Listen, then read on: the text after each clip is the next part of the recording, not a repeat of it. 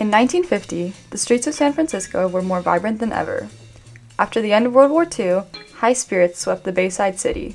A culture of dazzling nightlife and picturesque families sprung up in the background of the baby boom and a prospering economy. However, the ideal conditions for most in this period were merely a glamorous facade for non-conforming communities. In the face of deep-rooted homophobia, strong gender roles, and a societal emphasis on uniformity, the 1950s proved to be especially difficult for homosexuals. Referred to as sexual deviants and classified as psychologically disordered because of their identities, queer individuals were met with widespread discrimination and punishment, which often turned violent. Unjust policy across the country operated under the guise of anti-sodomy law, and penalties for same-sex relations or even cohabitation could range from high fines to lengthy prison sentences. A range of factors contributed to this era of non-acceptance and hypervigilance, including the rise of McCarthyism, rousing widespread suspicion of individuals who deviated from societal norms. Gay, lesbian, and gender nonconforming people were seen as a threat to the rigid masculine and feminine molds idealized in this period. For these reasons, homosexual life was largely conducted underground and out of sight until San Francisco's first queer organizations emerged in the mid-1950s. Initially called the Homophile Movement, the first gay and lesbian rights activists quietly formed secretive support groups out of homes and businesses, particularly bars. Popular gay bars, such as the Black Cat and Tommy's Place, served as spaces for socializing and camaraderie away from the everyday prejudices of the 1950s. However, these protective establishments were often threatened by targeted militancy, including police raids and arrests.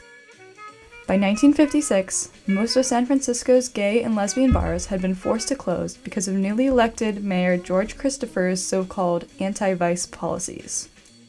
In the midst of this decline, many sought alternative ways of finding community and comfort to ease the burden of public and internalized homophobia.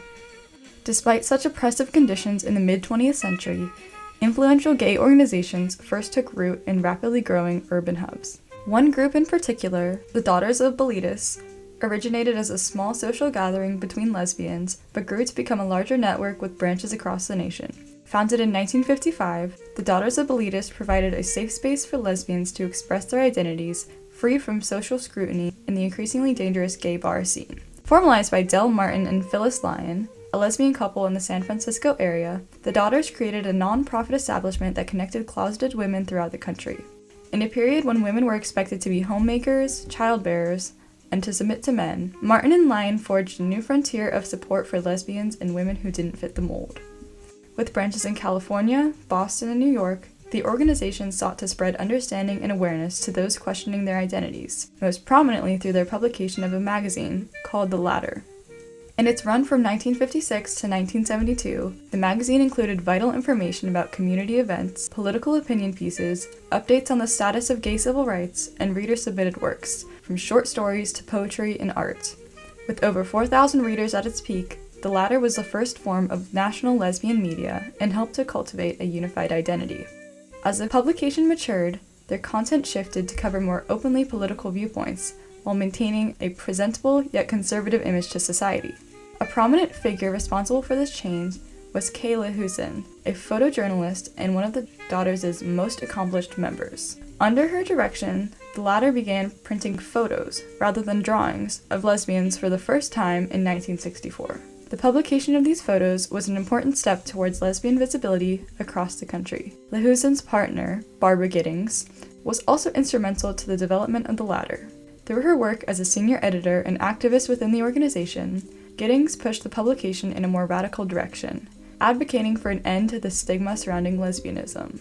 The popularity of the Ladder was responsible for much of the success of the Daughters, cementing itself as a cornerstone of the organization. As a whole, the Daughters of Bilitis stood out from other activism groups in the 1950s. Almost all other activism in the period was centered on the rights of gay men, establishing the Daughters as trailblazers for women nationwide. Pioneering a strategy for lesbian self-acceptance and artistic expression, they laid the foundation for future gay activism in the latter half of the 20th century.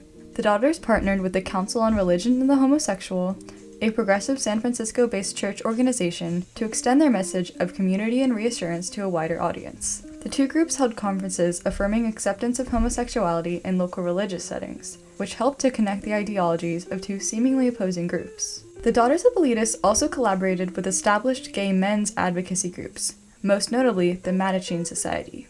The Society, although a vital organization for the gay rights movement, focused heavily on the agendas of men, mirroring the patriarchal structure of the 20th century. Through published efforts, the Daughters of Bilitis exposed the marginalization of lesbians within the gay activist community and society at large. Cooperation between the two groups was short-lived for this reason, as they clashed in their approaches to gay activism. While the Daughters of Bilitis took a more cautious, individualist stance through media, the Mattachine Society promoted more radical ideas of widespread social change with protests and demonstrations. Throughout its 16-year existence, the Daughters of Bilitis maintained a conservative stance on the role of lesbians within American society, limiting opportunities for self-expression. For example, founders Lyon and Martin taught women how to disguise their identities and assimilate with heterosexual norms. Their traditionalism caused divisions within the organization. As the Daughters reached a wider audience, their membership shifted to include younger activists who were unsatisfied with the passivity of the club's values. These members transplanted ideas from the Mattachine Society and began more vocal efforts to fight for their rights, including protests. In particular, the 1965 Annual Reminder for Gay Rights protests in Philadelphia, led by Barbara Giddings and Mattachine Society members, demonstrated the schism in the membership base of the Daughters. The ideological rift drew more drastic action from some key members, including Daughters of Bilitis president Rita Laporte. Increasingly frustrated by the group's complacency, Laporte took matters into her own hands by stealing the latter's mailing list in 1970. Because the magazine, a crucial source of funds and outreach for the nonprofit, was no longer associated with the organization, the Daughters of Bilitis soon fell into destitution. Unable to survive division and high tensions, the organization collapsed in 1970, leaving behind both a legacy and an opening to be filled as their frontier came to an end. Coinciding with the Stonewall riots of 1969, which were prompted by the violent police raids conducted on gay bars in New York City, the gap left by the Daughters of Bilitis was filled by a new wave of diverse, open-minded activists and organizations. Marsha P. Johnson and Sylvia Rivera, two participants in the Stonewall riots, rose to prominence in this new environment. As both people of color and transgender activists, they guided the movement in a more progressive direction. Through their foundation of the Street Transvestite Action Revolutionaries in 1970, known as STAR, the two women emphasized the hardships faced by groups not represented in predominantly white, middle-class, gender-conforming organizations, such as the Daughters of Bilitis. Johnson and Rivera established Star House, a safe space for gay and transgender youth in New York. This significantly contrasted with the conformist efforts of gay activism in the previous 2 decades that characterized the Daughters of Bilitis. Further, the progress of the 1970s and 80s gave rise to previously suppressed lesbian voices. Two San Francisco artists, Merle Wu and Bernice Bing, promoted intersectional discussions of race, gender, and sexuality through their prolific works. Expanding on the media-centered efforts favored by the Daughters of Bilitis, this new generation of activists sprung from the foundations established by previous generations' struggle. The fight continued into the 21st century as the gay rights movement began to gain political traction.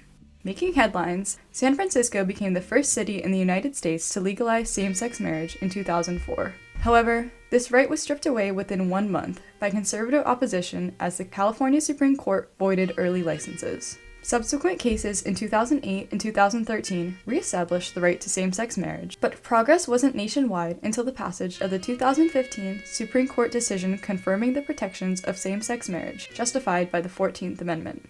In recent years, harmful legislation has been introduced across the country opposing these monumental strides towards equality, especially targeting non-conforming youth.